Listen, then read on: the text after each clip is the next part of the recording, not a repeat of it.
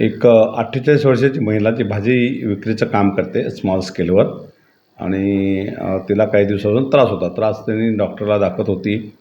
Temporary treatment घेऊन relief मिळत होता थोडाफार. पण तो काही दिवसानंतर तिचा लघवी बंद व्हायला लागली आणि संडासाला पण त्रास व्हायला लागला तिला. तर ती आमच्याकडे डॉक्टरकडे अप्रोच झाली. मग ते सोनोग्राफी वगैरे केलं. सोनोग्राफीमध्ये पोटात काहीतरी मोठी गाठ आहे हे आमच्या डॉक्टरांच्या लक्षात आलं. त्याच्यानंतर सगळे इन्व्हेस्टिगेशन वगैरे केलं. एक तर ती बाई 48 वर्षाची पोस्ट मेनोपॉजल पाळी थांबलेली आहे आणि तिला डायबिटीज आहे हेवी आणि हायपोथायरॉइडिझम पण होता. तर त्याने अशा केसमध्ये खूप कॉम्प्लिकेटेड वाटत होतं केस. परंतु आम्ही आमचे गायनॅकोलॉजिस्ट, आमचे ॲडिशनल सिव्हिल सर्जन डॉक्टर महागडे, आमचे श्रेया गायनॅकोलॉजिस्ट डॉक्टर आणि बाकीचे लोक आम्ही सगळे बसलो आणि त्या गोष्टीवर डिस्कस करत होतो की काय करता येईल कसं. आणि अनेस्थेसिस्ट डॉक्टर प्रियंका महागडे यांचं सजेशन घेतलं. बाकी सगळ्या डॉक्टरची टीम बसली, सर्जन्स वगैरे सगळे, आणि डिसाईड केलं की आपण ऑपरेट करूया. कारण एकंदरीत सोनोग्राफी, सी टी स्कॅनवर तो गोळा खूपच मोठा असं वाटत होतं आणि पहिली एक भीती होती की कॅन्सरचं पण असू शकेल. तर पेशंटला कॉन्फिडन्समध्ये घेतलं. खूप गरीब पेशंट आहे, खर्च करू शकत होती. बाहेर तिला जवळपास 3-4 लाख रुपये खर्च येणार होता. तर मग आपण तो ऑपरेट करायचं इथं ठरवलं. आपण ऑपरेट केलं आणि अतिशय छान पद्धतीने ऑपरेशन झालं. जवळपास 10 किलो तो गोळा जो आहे पोटातनं काढला. गर्भपिशवीच्या बाजूला जे अंडाशय असतं, C9.5 म्हणून सांगतो यांना, तर तसं ते काढलं. आणि ते बाकीचं एक टेन्शन होतं की ते कॅन्सर आहे. पण तसं एकंदरीत याच्यावरून काही डाऊट झालं नाही की कॅन्सर वाटतं आहे. परंतु तरी आपण ते हिस्टोपॅथॉलॉजीसाठी चेकिंगला पाठवलेलं आहे आणि पेशंट आहे, इथे ॲडमिट आहे, स्टेबल आहे. तिला युरिन आणि स्टूल संडासा जो त्रास होता तो जवळपास संपला आहे. या 10 गोळ्याचा एवढा मोठा गोळा असल्यामुळे ते प्रेशरमुळे तिला लघवी होत नव्हती आणि ह्या प्रेशरमुळे तिला संडासी होत नव्हती. हे केल्या तिला रिलीफ झालं आणि पेशंट छान आहे. बऱ्याच कन्सेप्ट आपले हे की सिव्हिल हॉस्पिटल बांधकामासाठी पाडण्यात आलं आहे. आपण नवीन ठिकाणी शिफ्ट झालेलं आहे. हे हॉस्पिटल टेम्पररी हॉस्पिटल आहे. परंतु इथे आम्ही आमच्या दृष्टीने जी काही फॅसिलिटी लोकांना जास्तीत जास्त देता येईल, इनफॅक्ट मी सांगतो की जुन्या सिव्हिलपेक्षाही चांगल्या पद्धतीने आम्ही इकडे केलेलं आहे. आमचे सगळे इथले ऑपरेशन थिएटर्स असतील, वार्ड असतील, ते अतिशय अद्ययावत आहे. आमचे सगळे डेंटल डिपार्टमेंट असेल, अप्थॅलचा डिपार्टमेंट असेल, ENT असेल, सर्जरी असेल, गायनॅकोलॉजी डिपार्टमेंट असेल, डिलिव्हरी वार्ड असेल, सीझरसाठी लागणारे ऑपरेशन थिएटर्स असतील, लॅबोरेटरी असेल, ब्लड बँक असेल, कॅज्युलिटी असेल, या कुठल्याही एकही गोष्ट आम्ही इथे बंद केलेली नाही किंवा काही. आणि आमची एकच धडपड आहे की पेशंटला जास्तीत जास्त सेवा कशी देता येईल. आपल्याकडे येणारा गोरगरीब रुग्ण असतो, पेरिफेरीवरनं येतो, आदिवासी बहुल भागातनं येत असतो, त्यांच्याकडे खर्चाला म्हणजे ऑपरेशन वगैरे करायला किंवा ट्रीटमेंटला पैसे नसतात. मग ह्या लोकांना रिलीफ मिळावा म्हणून ही आमची सगळी धडपड असते. मध्ये मी प्राऊडली सांगतो की आम्ही मध्ये स्पाईन ऑपरेशन पण केले. आम्ही गुडघ्या आणि याचं पण ऑपरेशन्स अतिशय सक्सेसफुली केलेत. आणि मोठे कॉम्प्लिकेटेड ऑपरेशन्स असतील ते आम्ही इथे केलं आहे. ICU अतिशय चांगलं केलेलं आहे. त्याच्यानंतर बाकी मॅनेजमेंट तिथं चांगली आहे.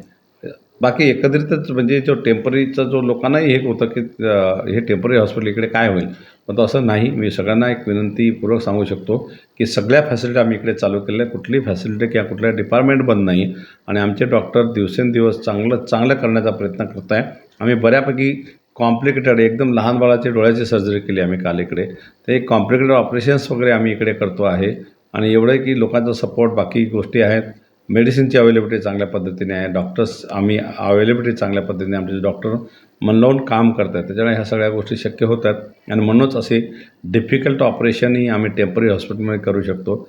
मी आमच्या सगळ्या कर्मचारी जे आहेत, डॉक्टर्स आहेत, आमचे नर्सेस आहेत, पॅरामेडिकल स्टाफ आहे, यांना खरोखर धन्यवाद देतो की खरोखर एवढं रिस्क घेऊन हे लोक ऑपरेशन्स वगैरे करत आहेत आणि परमेश्वराच्या कृपेने त्याच्यात हे सक्सेस होत आहेत. आणि खरोखर आम्हालाही त्या पद्धतीने आनंद आहे की आम्ही काही लोकांना याच्यामध्ये मदत करू शकतो. आम्ही लोकांनाही आवाहन करेल की सिव्हिल जरी टेम्पररी जागेवर असला तरी पूर्ण क्षमतेने सिव्हिल चालू आहे. इकडे कुठल्याही गोष्टीची कमी नाही. मध्ये पेशंटची संख्या वाढायला लागली तर आपलं जेवढे वाढ होते तेवढेच बेड आपण आणले होते. तरी आत्ताही आम्ही 100 बेड वाढवलेत आणि त्याचं आता काम चालू झालेलं आहे आणि ह्या 100 बेडही आपल्याला सेवेसाठी ते लवकर तयार होईल. तर त्या पद्धतीने इकडे जास्तीत जास्त कसं सेवा देतील आमचा तो कटाक्ष आहे आणि त्या पद्धतीने आम्ही सगळं काम करतो आहे. सर, हा जो पोटातून 10 किलोचा गोळा काढलेला आहे, त्यानंतर तपासणीकरिता पुढे नेमकं कुठे पाठवलेलं आहे? त्याला C9.5 म्हणून सांगतात. जे अंडाशय असतं स्त्रियांचं त्याच्या बाजूला हे असतं, गर्भाशयाच्या पिशवीच्या बाजूला, आणि तिकडनं हा काढलेला आहे. याची आता टेस्टिंग आम्ही करतो आहे. ते टेस्टिंग केल्यानंतरच कळेल की नेमका ॲक्च्युअली काय आहे. पण जो आमचा प्राथमिक अंदाज आहे त्यानुसार जर असेल तर हा कॅन्सरस नसणार आहे. सर पाहायचं झालं तर सर्वच ठाणेकरांची प्रतीक्षा लागलेली आहे की जे जुनं सिव्हिल रुग्णालय आहे ते नेमकं आता केव्हा सुरू होणार आहे, त्याचं कामकाज मोठ्या प्रमाणावर सुरू आहे. परंतु सर्वच ठाणेकर नागरिकांना प्रतीक्षा आहे की नेमकं ते सिव्हिल रुग्णालय केव्हा सुरू होणार आणि कशा प्रकारचं हे नवं सिव्हिल रुग्णालय असणार आहे. अपेक्षाप्रमाणे सप्टेंबर-ऑक्टोबरपर्यंत त्याचं बांधकाम कंप्लीट होईल अशी अपेक्षा आहे. आत्ताही आम्ही डॉक्टरची, बिल्डर आणि आर्किटेक्ट यांची मीटिंग आत्ताही चालू आहे. आमची धडपड एक सायमल्टेनियस आता जवळपास 7 फ्लोअरचे स्लॅब पडून झालेले आहेत. 2 बेसमेंट, 1 ग्राउंड आणि वरती 4 फ्लोअर आणि काम ज्या पद्धतीने चालू आहे त्या पद्धतीने वाटतं की सप्टेंबर-ऑक्टोबरपर्यंत हे काम संपायला पाहिजे.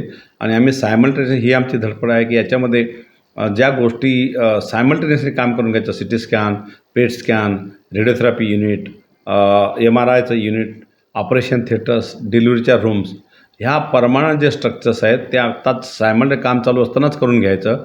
नंतर फक्त जेव्हा हॉस्पिटल पूर्ण शक्तीने होईल तेव्हा फक्त बेडसाईड लॉकर आणि फर्निचर आणायची गरज पडायला पाहिजे. ह्या पद्धतीने आपण काम करतो जेणेकरून लवकरात लवकर 2024मध्येच हा हॉस्पिटल लोकांच्या सेवेसाठी उपलब्ध होऊ शकेल एवढं आमच्या परीने आम्ही प्रयत्न करतो आहे. आणि त्या पद्धतीने आत्तापर्यंत जे चालू आहे त्या पद्धतीने नक्कीच वाटतं की आपण 2024मध्येच सप्टेंबर-ऑक्टोबरपर्यंत आपण या हॉस्पिटलला पुन्हा आम्ही तिथे शिफ्ट करू अशी आशा आहे, अपेक्षा आहे आणि त्या पद्धतीनेच आम्ही काम करतो आहे.